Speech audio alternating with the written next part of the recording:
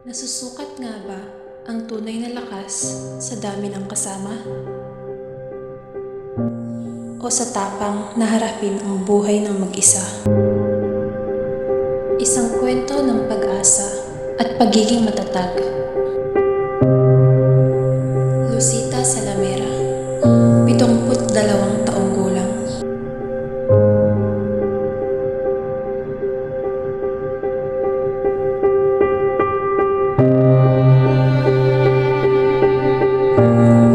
Sa halos 6 na taon na mag-isang naninirahan sa bahay kubo, ay nagawa ni Nanay Lucita na magtanim ng gulay sa kanyang mga bakuran at ito ay ilako at ibenta upang mapagkunan ng pera na siyang susuporta sa kanyang mga pangangailangan araw-araw.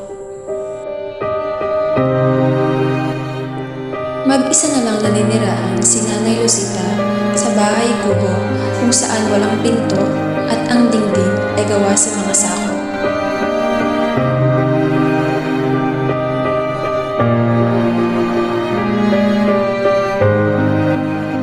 Si Nanay Lucita ang kumakayod upang matustusan ang mga pangangailangan araw-araw.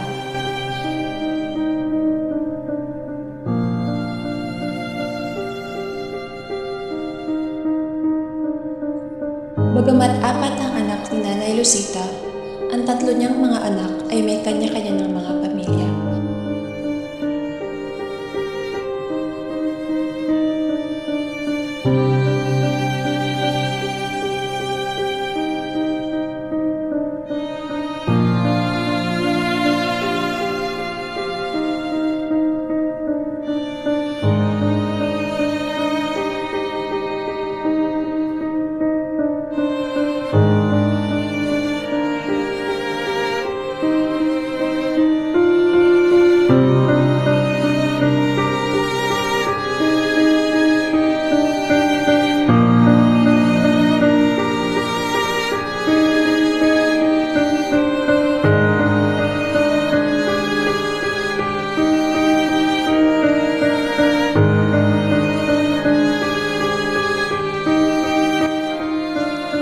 Sa gabi, ang ilaw ni Nanay Rosita ay ang simbo at kandila kung saan ang maliit nitong liwanag ang siyang nagsisilbing gabay ni Nanay Rosita sa kanyang mga gagawin sa gabi.